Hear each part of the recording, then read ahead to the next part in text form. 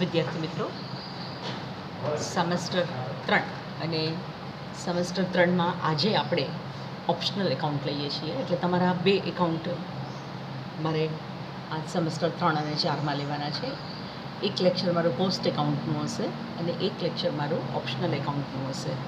એટલે ફર્સ્ટ યરમાં તમે વિકલ્પ તરીકે એડવાન્સ એકાઉન્ટ પસંદ કર્યું હશે, અથવા જેને કહીએ તમે સ્ટેટિસ્ટિક્સ કે કમ્પ્યુટર કે બેન્કિંગના ઓપ્શનમાં જે એકાઉન્ટ પસંદ કર્યું છે એ ઓપ્શનલ એકાઉન્ટનો આજનું લેક્ચર છે.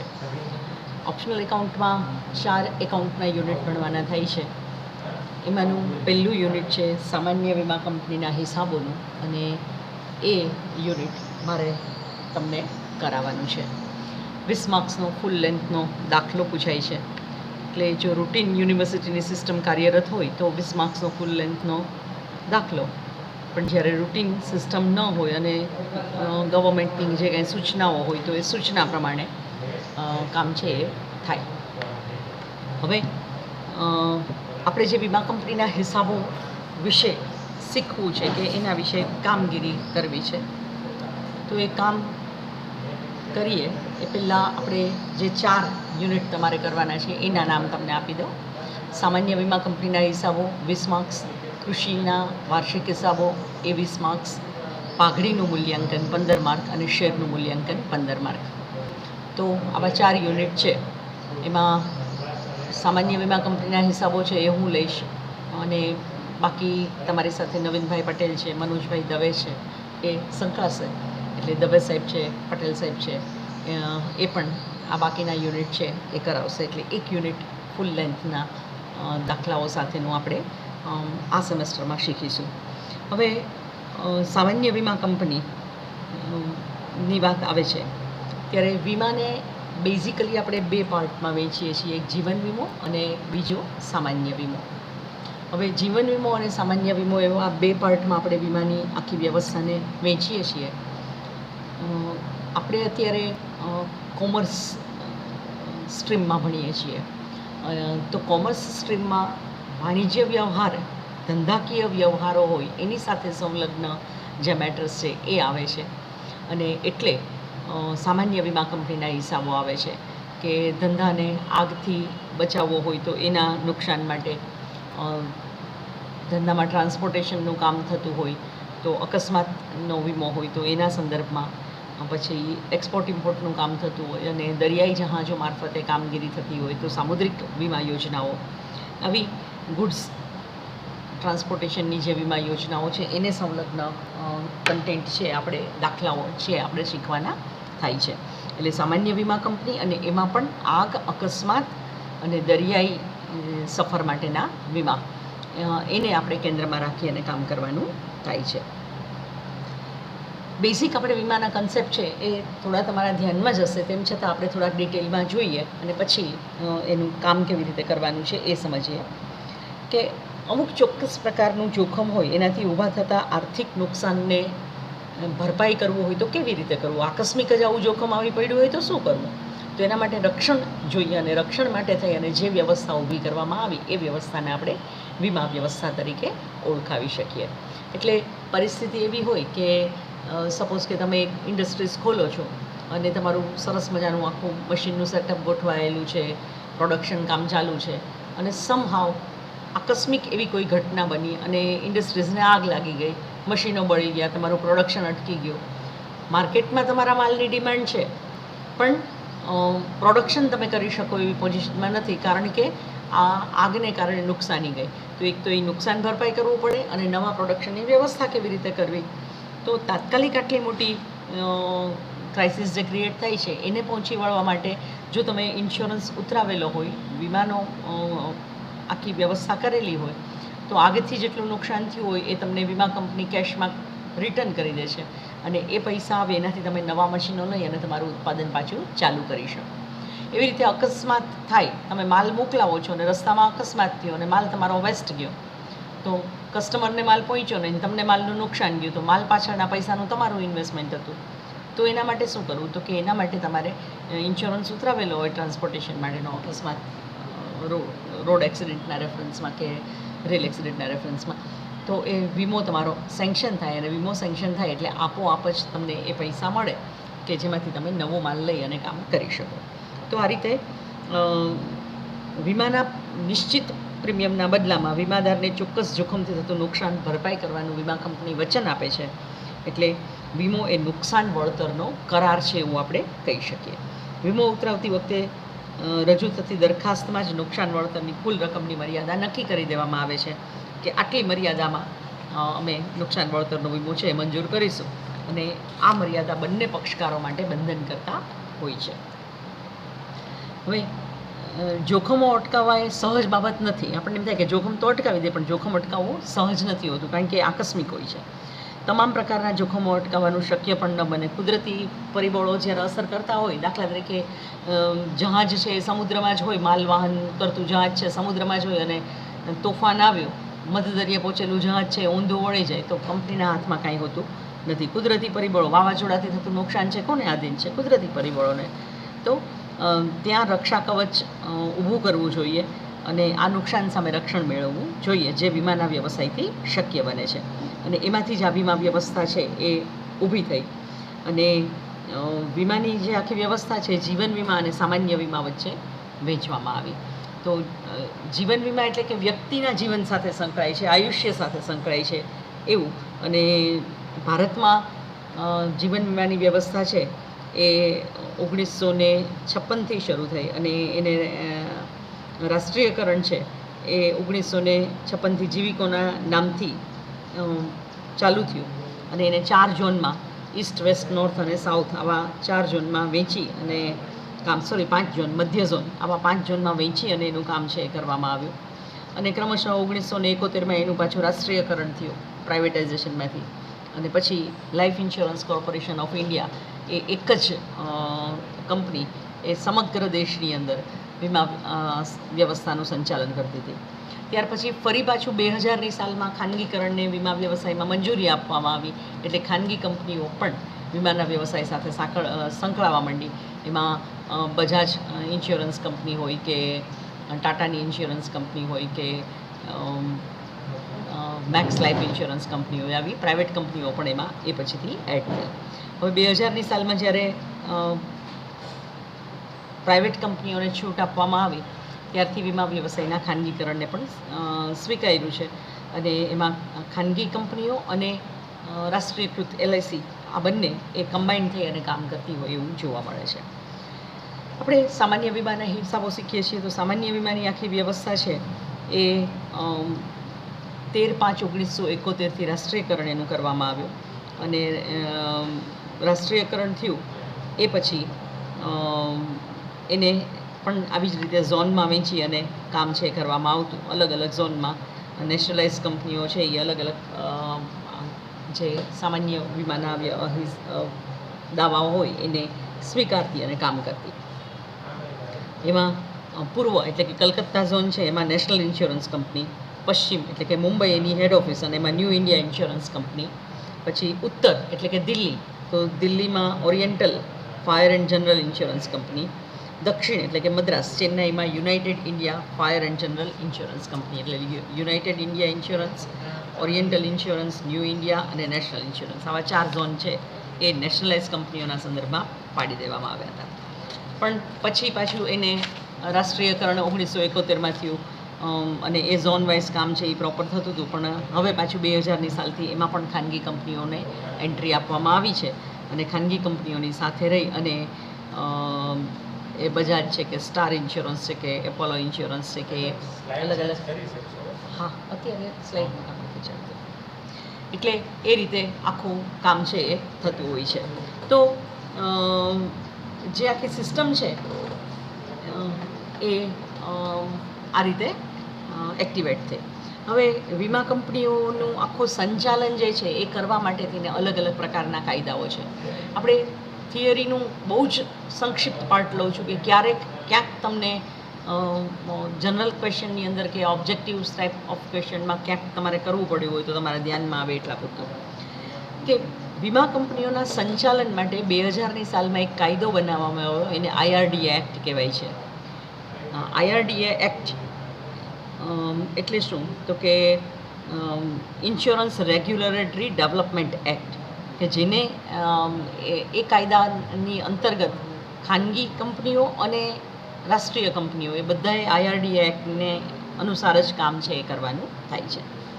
એ પહેલાં એટલે કે જ્યારે 2000માં IRDA એક્ટ નહોતો બન્યો એ પહેલાં કેવી રીતે થતું હતું કે 1938નો વીમા ધારો હતો, એટલે કે આપણે આઝાદ થયા એ પહેલાં જ વીમા ધારો અસ્તિત્વમાં હતો 1938નો. એ પછી 1956નો કંપની ધારો આવ્યો અને વીમા કંપનીઓ કંપની સ્ટ્રક્ચરની અંદર જ વ્યવસાય કરે છે, તો એને બે કાયદાઓ લાગુ પડતા, 1956નો કંપની ધારો અને 1938નો વીમા ધારો. આ ઉપરાંત ફરી પાછું નેશનલાઇઝેશન કરવામાં આવ્યું તો 1971નો વીમા ધારો છે એ નેશનલાઇઝ કરવા માટે થઈ અને રજૂ કરવામાં આવ્યો, તો એ વીમા ધારો એ અસરમાં આવે. અને એ પછી 1999માં જે કાયદો બનાવવામાં આવ્યો IRDA act, insurance regulatory development act, જેનું એપ્લિકેશન એટલે એનું ગેઝેટ જે છે, જાહેરનામું જે છે 2000ની સાલમાં બહાર પડ્યું. તો આ કાયદા અંતર્ગત અત્યારે ખાનગી અને જાહેર ક્ષેત્રની તમામ વીમા કંપનીઓ છે એ કામ કરે છે. હવે વીમા કંપનીના હિસાબોમાં બેઝિક સ્ટ્રક્ચર કયું તો કે એનું સ્વરૂપ છે એ કંપનીનું સ્વરૂપ છે. કંપનીનું સ્વરૂપ છે એટલે તમારે એના જે પરિશિષ્ટો હોય એ પ્રમાણે જ કામ કરવું પડે. એટલે કંપનીના 16 પરિશિષ્ટો અને પછીના પત્રકો એટલે ફોર્મ બી ને ફોર્મ એ ને નફા નુકસાન ફાળવણી ખાતું ને આ બધાના સંદર્ભમાં એમાં કામ કરવાનું થતું હોય, તો એ રીતે કામ થાય છે. પણ બેઝિક જે હિસાબો રાખવા પડે છે એમાં શું તો કે રજિસ્ટર છે એ મેન્ટેન કરવા પડે, હિસાબી ચોપડાઓ છે એ રાખવાના થાય, અને આ ઉપરાંત તો કે વીમાદારનું રજિસ્ટર, દાવાઓ અંગેનું રજિસ્ટર, એજન્ટનું રજિસ્ટર, દરખાસ્તોનું રજિસ્ટર, રિન્યુઅલ પ્રીમિયમ અંગેનું રજિસ્ટર, હિતધારકોનું રજિસ્ટર, નવા મળતા પ્રીમિયમ માટેનું રજિસ્ટર, રદ થતી પોલિસીઓનું રજિસ્ટર, બીજા યુનિટ સાથે વ્યવહારો નોંધવા માટેનું રજિસ્ટર, આવા બધા અલગ અલગ રજિસ્ટરો હોય. ચોપડાઓ કંપની રાખતી હોય તો એમાં રોજમેળ, પેટા રોકડ મેળ, ખાસ આમ નોંધ, ખાતા વહીના ચોપડાઓ, આ બધું જ IRDA એક્ટ અંતર્ગત અને અત્યારે 2013ના સુધારેલા કંપની ધારા અનુસંધાને એ છે તૈયાર કરવામાં આવતું હોય છે. હવે સંપૂર્ણ વીમા કંપનીના હિસાબો કંપની સ્વરૂપના પાર્ટ ઉપર આપણે કરવાના હોય ત્યારે 16 પરિશિષ્ટ અને ફોર્મ બી નફા નુકસાન ખાતા માટેનું અને પાકું સરવૈયું આ બધી વસ્તુઓ બનાવવાની હોય. પણ આપણે એ જે પરિશિષ્ટના ફોર્મેટ સાથેના કંપની સ્વરૂપના ફોર્મેટ સાથેના હિસાબો છે એ તમે કોર્પોરેટ એકાઉન્ટની અંદર શીખશો. એટલે ટોટલ તમારે જે 16 પરિશિષ્ટો બનાવવાના થતા હોય એ તમે કોર્પોરેટ એકાઉન્ટમાં તમને શીખવાડવામાં આવશે. પણ અહીંયા આપણે પર્ટિક્યુલર વીમાના જ હિસાબો કેવી રીતે થાય છે, વીમા કંપનીમાં મહેસૂલ ખાતું એ ખૂબ અગત્યની વસ્તુ છે. તો મહેસૂલ ખાતું કેમ બનાવવું એ આપણે શીખવાનું છે, કારણ કે એક પાર્ટ તરીકે આપણે એને શીખીએ છીએ કે જેમાં વીમાનું એકાઉન્ટ કેમ લખાય, વીમા કંપનીના હિસાબો કેમ લખાય પ્રોપર, એ શીખવાનું છે. વાર્ષિક હિસાબોની પેટર્ન તો તમને કોર્પોરેટ એકાઉન્ટની અંદર શીખવાની થશે, અને એટલે સામાન્ય વીમા કંપનીના આ હિસાબોની પેટર્નના સંદર્ભમાં આપણે કામ કરીએ છીએ ત્યારે તમારે મહેસૂલ ખાતાનું ફોર્મ બી અને મહેસૂલ ખાતાના ફોર્મ બી માટે થઈ અને 4 પરિશિષ્ટ તૈયાર કરવા પડશે. વીમાનો વ્યવસાય છે એ પ્રીમિયમથી ચાલે છે એટલે એક મળેલ પ્રીમિયમનું પરિશિષ્ટ, વીમાના વ્યવસાયનું બીજું જે પરિશિષ્ટ આવે છે એ દાવાઓ અંગેનું પરિશિષ્ટ છે કે જે મુખ્ય ખર્ચ છે વીમા વ્યવસાયનું, તો દાવાઓનું પરિશિષ્ટ. ત્રીજું પરિશિષ્ટ છે એ વીમાનો બીજો મહત્ત્વનો ખર્ચ છે એ કમિશનનો છે, કારણ કે આખો વ્યવસાય કમિશન બેઝ ચાલે છે એટલે ત્રીજું પરિશિષ્ટ તમારે કમિશનનું બનાવવાનું થાય. અને ચોથું પરિશિષ્ટ તમારે સામાન્ય વહીવટીય ખર્ચાઓનું થાય. આ 4 પરિશિષ્ટ અને 5મું મહેસૂલ ખાતાનું ફોર્મ બી, આટલું આપણે 20 માર્ક્સમાં કરવાનું થાય છે. એટલે આ રેફરન્સમાં આપણે દાખલાઓ શીખવાના છે. જે 20 માર્ક્સના દાખલાઓ કરીશું એમાં સિંગલ વીમા કંપનીનું આવું 4 પરિશિષ્ટ અને મહેસૂલ ખાતાના ફોર્મેટ સાથેના દાખલાઓ હશે. એટલે કે ખાલી જનરલ ઇન્સ્યોરન્સ કંપનીનું કે કોઈ એક વીમા કંપનીનું નામ આપ્યું હોય કે અલ્કા ઇન્સ્યોરન્સ કંપનીનું આગના વીમા વિભાગનું મહેસૂલ ખાતું, એવી રીતે શ્રીનિધિ ઇન્સ્યોરન્સ કંપનીનું અકસ્માત વીમાનું ખાતું, આવું સિંગલ વીમા વિભાગનું ખાતું છે એ તમારે તૈયાર કરવાનું હોય તો એના 4 પરિશિષ્ટ અને મહેસૂલ ખાતાનું ફોર્મ બી આટલું. પછી ક્યારેક તમને 2 વિભાગની વસ્તુઓ સાથે આપી હશે કે 3 વિભાગની સાથે આપે, આગ, અકસ્માત અને સમુદ્ર, આ 3ની મર્યાદામાં જ આપણે દાખલાઓ કરવાના છે. યુનિવર્સિટીએ અભ્યાસક્રમમાં આપણને આ મર્યાદાઓ આપેલી છે. આગ, અકસ્માત અને સમુદ્રને લગતા દાખલાઓ છે એ પૂછાશે. તો આગ, અકસ્માત અને સમુદ્રના દાખલાઓને એનું કામ આપણે કરવાનું થાય તો ત્યાં આપણે દાખલાઓ એના બેઝ પર શીખશું. અને એટલે 2 વિભાગના સાથે મહેસૂલ ખાતા બનાવવાના હોય એવા પ્રકારના દાખલાઓ આવશે. અને ત્રીજું જે છે કન્ટેન્ટ એ તમને 2 વર્ષની સાથે વિગત આપી હોય કે 2019-20ના નાણાકીય વર્ષની વિગત, 2020-21ના નાણાકીય વર્ષની વિગત, 2 વર્ષની વિગતો સાથે આપી હોય તો 2 વર્ષના મહેસૂલ ખાતા બનાવી અને નફો નુકસાન બંને વર્ષનો શોધવાનો, આ રીતે દાખલાઓ છે એ કરવાના થાય.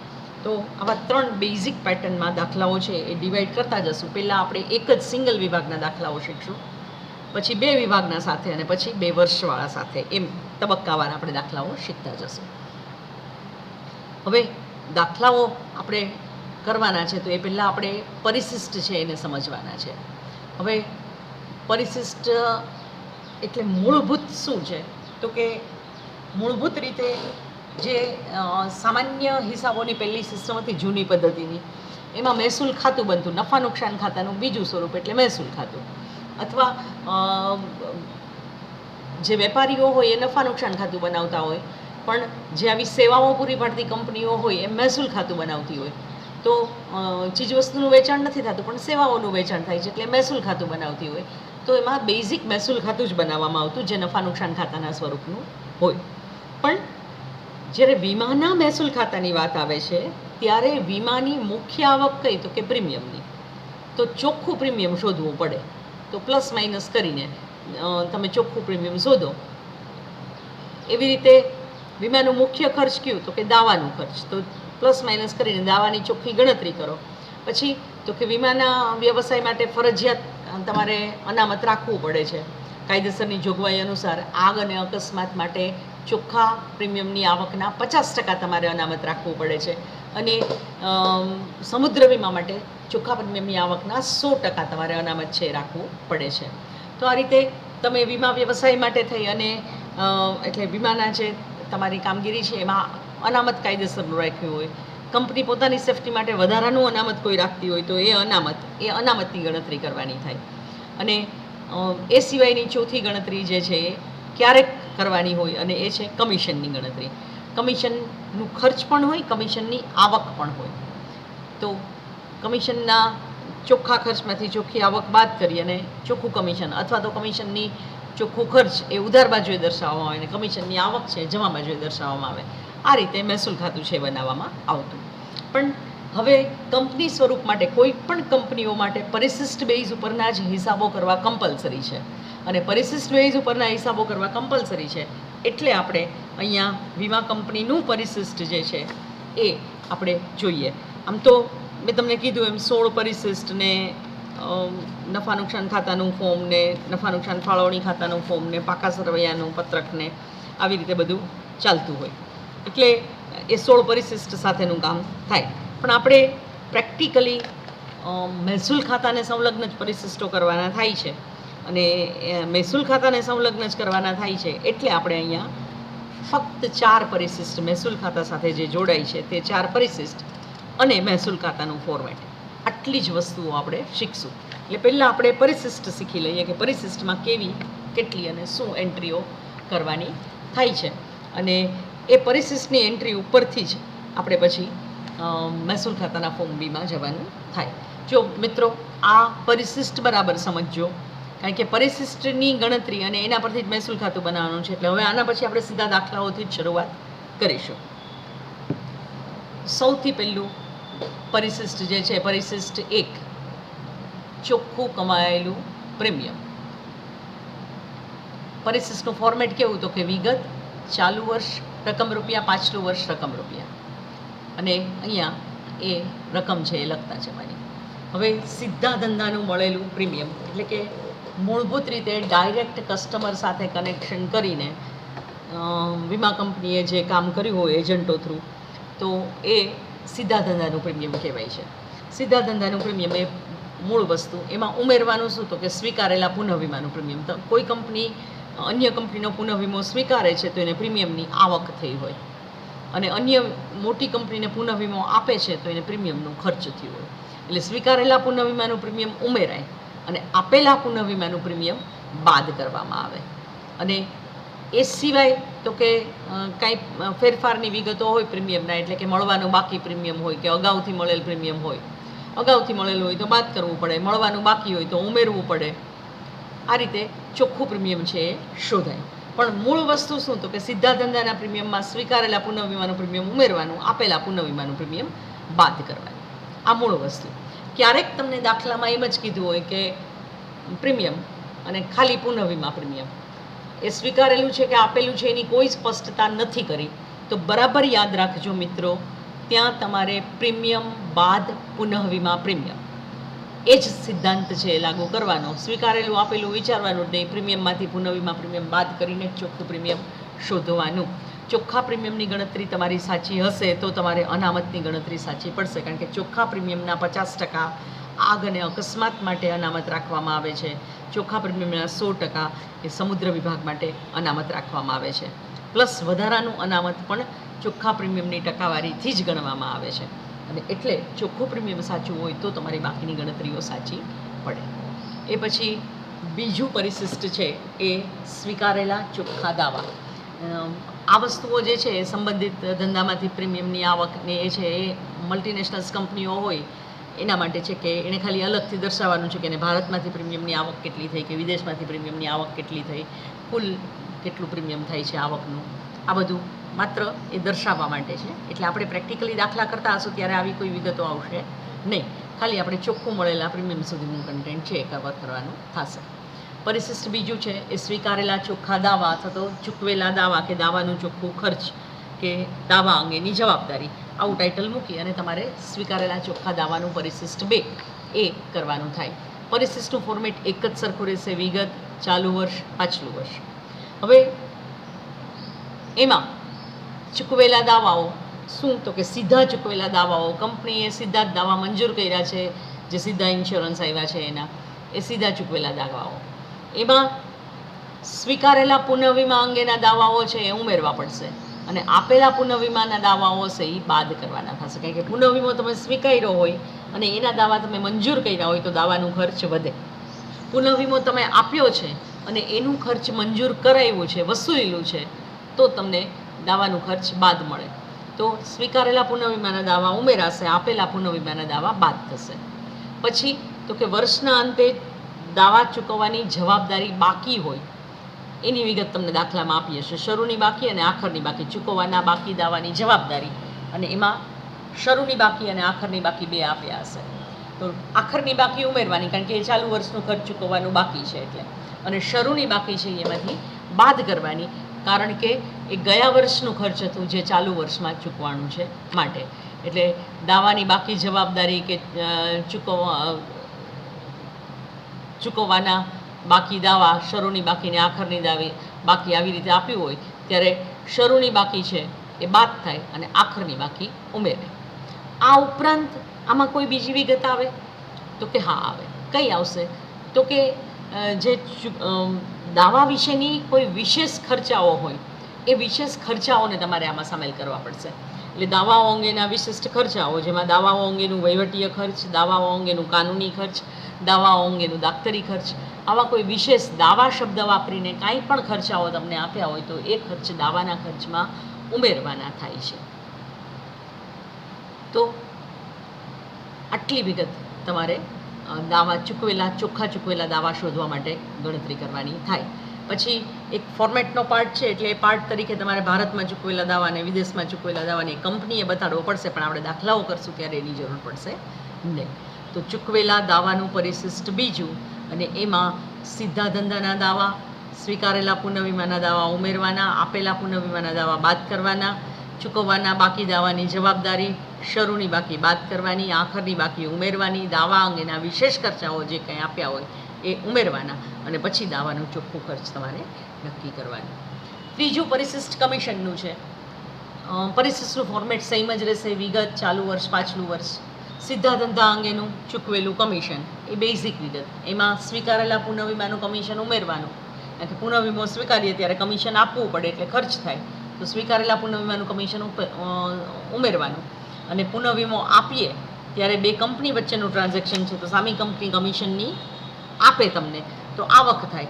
તો આપેલા પુનઃવીમાનું કમિશન એ બાદ કરવાનું. પછી જે આવશે ચોખ્ખું કમિશન, ચોખ્ખું ખર્ચ આવશે ચોખ્ખા કમિશનનું, જે આપણે ખર્ચ તરીકે મહેસૂલ ખાતામાં દર્શાવવાનું થાય. તો એમાં માત્ર આટલી જ વિગત છે. પછી વીમાના ધંધાને લગતા વહીવટીય ખર્ચાઓ, અલગ અલગ પ્રકારના વહીવટીય ખર્ચાઓ, અહીંયા ફક્ત સરવાળો કરવાનો છે. ખર્ચાઓ લગતા જવાના સરવાળો કરીને કુલ વહીવટીય ખર્ચ, વીમાના ધંધાને લગતું કુલ વહીવટીય ખર્ચ, કર્મચારીનું મહેનતાણું અને કર્મચારીના લાભો, સંચાલકી મહેનતાણું, સફરનું વાહન અને વાહન ચલાવવાનું ખર્ચ, ભાડું, મકાનનું ભાડું હોય એ, અને ભાડું અને કરવેરા, સમારકામ માલિકીનું હોય તો કરવેરા આવશે અને નહીં તો ભાડું આવશે. પછી સમારકામ ખર્ચ થયું હોય તો એ, છપામણી અને સ્ટેશનરીનું ખર્ચ, માહિતી સંચાર માટેનું ખર્ચ, સંચાર એટલું નહીં પણ કમ્યુનિકેશન ખર્ચ એટલે કે ટેલિફોન, તાર, ટપાલ, એને લગતા જે ખર્ચાઓ થાય તે. પછી કાયદાકીય અને વ્યાવસાયિક ખર્ચાઓ જે કંઈ થતા હોય, કાનૂની સલાહ લીધી હોય એના, તો એ ખર્ચ, મેડિકલ ફી અંગેના ખર્ચ, ઓડિટરની ફી અને ખર્ચા, ઓડિટરના એ ઓડિટર તરીકેના, પછી ઇન્વેસ્ટમેન્ટના સલાહકાર હોય તો સલાહકાર તરીકેના, એમાં વેરા બાબતની સલાહના, વીમા બાબતની સલાહના, સંચાલકીય સેવા બાબતની સલાહના, કે અન્ય કોઈ સ્વરૂપે સેવા લીધી હોય તો એના ઓડિટરને ફી ચૂકવી હોય તો એ ફી. આ બધા ઓડિટરની ફી અને ખર્ચા એ પણ અહીંયા નોંધવાના. જાહેરાત અને પબ્લિસિટીનું ખર્ચ, વ્યાજ અને બેંકના ચાર્જીસ, લોન લીધેલી હોય તો ત્યાં એ, અને અન્ય કોઈ ખર્ચાઓ આપ્યા હોય તો એ, ઘસારો મિલકતોનો હોય તો એ, આ બધાનો કુલ સરવાળો એટલે વીમાના ધંધાને લગતું કુલ વહીવટીય ખર્ચ. આમાંથી કાંઈ બાદ કરવાનું નથી, ફક્ત સરવાળો કરવાનો છે. એટલે મોટે ભાગે દાખલામાં આમાંથી માંડ 2 કે 3 વિગત આપી હોય છે, તો એ 2 કે 3 વિગત લખી અને સરવાળો કરવાનો. આ પરિશેષ પણ નાનું છે, આને પણ પ્લસ માઇનસ કરી અને અંતિમ આંકડો ચોખ્ખા ચૂકવેલા કમિશનનો શોધવાનો. અહીંયા પણ પ્લસ માઇનસ કરીને દાવાનું ચોખ્ખું ખર્ચ છે એ શોધવાનો. અને આ જે છે એ આવકનું પરિશિષ્ટ છે, પ્લસ માઇનસ કરીને ચોખ્ખી પ્રીમિયમની આવક છે એ શોધવાની થાય. હવે આ 4 પરિશિષ્ટ થઈ જાય પછી આ 4 પરિશિષ્ટની ગણતરી ઉપરથી તમારે એ મહેસૂલ ખાતું જે ફોર્મ બી છે એ શોધવાનું છે. એટલે ફોર્મ BRA, ફોર્મ બી અને RA રેવન્યુ એકાઉન્ટ. તો વીમા કંપનીનું નામ લખવાનું થશે, પછી IRDA સાથેનો એનો રજિસ્ટ્રેશન નંબર આપ્યો હોય એ ટાઇટલમાં આવે, રજિસ્ટ્રેશનની જે તારીખ હોય એ તારીખ ટાઇટલમાં આવે, અને જે વર્ષના હિસાબો થતા હોય એ તારીખ 31મી માર્ચ 2021ના રોજ પૂરા થતા વર્ષનું મહેસૂલ ખાતું, અને જે વિભાગનું એ વિભાગનો ઉલ્લેખ કરવાનો, આગ, સમુદ્ર અને સામાન્ય કે અકસ્માત જે કાંઈ હોય તે, તો એ અલગથી લખવાનું ટાઇટલમાં. અને પછી તો કે એનું ફોર્મેટ આવું છે કે વિગત, પરિશિષ્ટ નંબર, રકમ રૂપિયા, ચાલુ વર્ષ, રકમ રૂપિયા, પાછલું વર્ષ, આવા ફોર્મેટમાં તમારે કામ છે એ કરવાનું છે. હવે શરૂઆતમાં શું લખવાનું, તો કે અહીંયા પહેલો હિસ્સો છે એ આવકનો છે અને આ બીજો હિસ્સો છે એ ખર્ચનો છે. એટલે એ કુલ આવક, કુલ આવકમાં શું લખવાનું, તો કે ચોખ્ખું કમાયેલું પ્રીમિયમ, જે પ્રીમિયમના પરિશિષ્ટમાં પ્લસ માઇનસ કરીને આવ્યું હોય આંકડો, એ આંકડો એ અહીંયા ચોખ્ખા કમાયેલા પ્રીમિયમ તરીકે દર્શાવવાનું. પછી બીજી કોઈ આવક થઈ હોય તો અન્ય આવક વિગત દર્શાવી. ચાલુ જોખમની જોગવાઈમાં ફેરફાર, એટલે આ ચોખ્ખું પ્રીમિયમ દર્શાવાયની નીચે જ ચાલુ જોખમની જોગવાઈનો ફેરફાર છે એ દર્શાવવાનો થાય, જેની ગણતરી તમે ઇનર કોલમમાંય કરી શકો અને બહાર પણ કરી શકો. ચાલુ જોખમની જોગવાઈનો ફેરફાર એટલે શું, તો કે ગયા વર્ષની કાયદેસરની અનામતની જોગવાઈ અને વધારાના અનામતની જોગવાઈ તમારા એકાઉન્ટમાં પડી છે, એમાંથી ચાલુ વર્ષની જોગવાઈ હોય એ બાદ કરવાની, અને જે તફાવત આવે પ્લસ માઇનસ કર્યા પછી એ તફાવત, જો જોગવાઈ વધારવાની જરૂરિયાત હોય તો એ પ્રીમિયમની આવકમાંથી થાય તો અહીંયાથી બાદ કરવાની, અને જોગવાઈ ઘટાડવાની હોય તો એ પ્રીમિયમની આવકમાંથી જ જોગવાઈ કરી છે એટલે એ અહીંયા ઉમેરવાની. એ રીતે ચાલુ જોખમની જોગવાઈનો ફેરફાર છે એ દર્શાવવાનો થાય. પછી અન્ય કોઈ આવક થઈ હોય તો અન્ય કઈ આવક હોય, વ્યાજ, ડિવિડન્ડ અને ભાડાની, તો એ આવક એ જે પ્રકારની છે, વ્યાજની છે કે ડિવિડન્ડની છે કે ભાડાની છે, એ તમારે દર્શાવી અને લખવાની. એટલે ત્યાં થશે એ કુલ આવકનો સરવાળો. આ બધી જ આવકનો સરવાળો તમે કરો એટલે એ કુલ આવકનો સરવાળો. પછી બી સેક્શન છે એ ખર્ચાનું આવશે. એમાં જે કાંઈ પરિશિષ્ટમાં આપણે ખર્ચાઓ લખ્યા છે તે ચોખ્ખા સ્વીકારેલા દાવા કે ચૂકવેલા દાવા પરિશિષ્ટ નંબર 2 પ્રમાણે. પરિશિષ્ટ 2માં આપણે જે પ્લસ માઇનસ કર્યા પછી કર્યું હોય સ્વીકારેલા ચોખ્ખા દાવાનું પ્લસ માઇનસ કર્યા પછી એ રકમ તમારે અહીંયા ફોર્મ BR એમાં દર્શાવવાની. પછી કમિશન પરિશિષ્ટ 3નું જે ચોખ્ખો આંકડો આવ્યો કમિશનનો એ આંકડો તમારે અહીંયા દર્શાવવાનો થાય.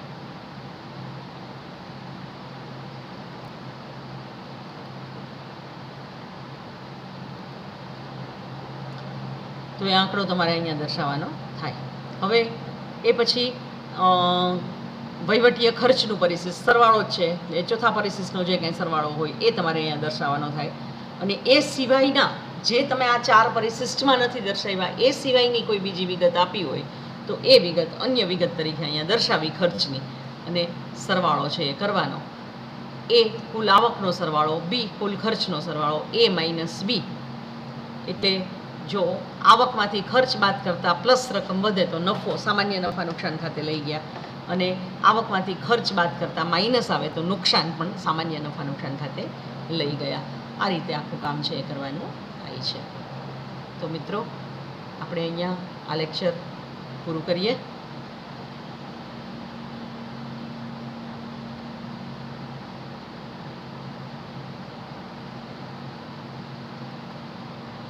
થેન્ક યુ વેરી મચ મને શાંતિથી સાંભળવા બદલ.